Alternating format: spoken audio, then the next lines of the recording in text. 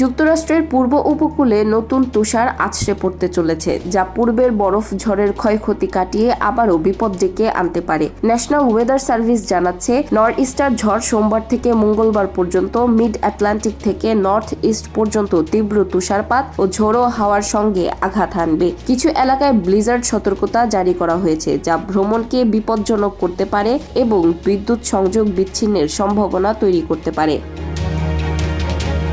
New ইংল্যান্ডে সবচেয়ে বেশি প্রভাব পড়বে। বস্টনে 8 থেকে 12 ইঞ্চি, পূর্ব ম্যাসাচুসেটস ও রোড আইল্যান্ডে 10 থেকে 20 ইঞ্চি পর্যন্ত তুষারপাত হতে পারে, যেখানে ঘন্টায় 2 ইঞ্চি হারে বরফ পড়ার সম্ভাবনা আছে। পশ্চিম ম্যাসাচুসেটস ও কানেকটিকাটে অভ্যন্তরে 4 থেকে 8 ইঞ্চি, উপকূলে 8 থেকে 12 ইঞ্চি পর্যন্ত বরফ জমতে পারে।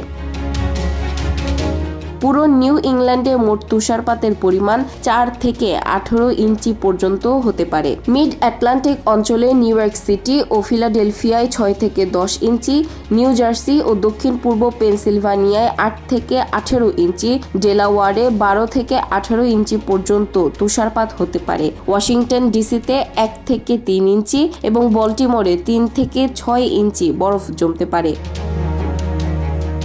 ঝড়ের পথ সামান্য পরিবর্তিত হলেও তুষারপাতের পরিমাণে বড় ফারাক পড়তে পারে, বিশেষ করে উপকূলবর্তী এলাকায়। বিশেষজ্ঞরা সতর্ক করে বলেছেন, ঝড়টি দুর্যোগপূর্ণ এবং ভ্রমণে বিপজ্জনক, তাই প্রয়োজন ছাড়া বাইরে বের হওয়া এড়ানো উচিত এবং বাড়তি প্রস্তুতি নেওয়া জরুরি।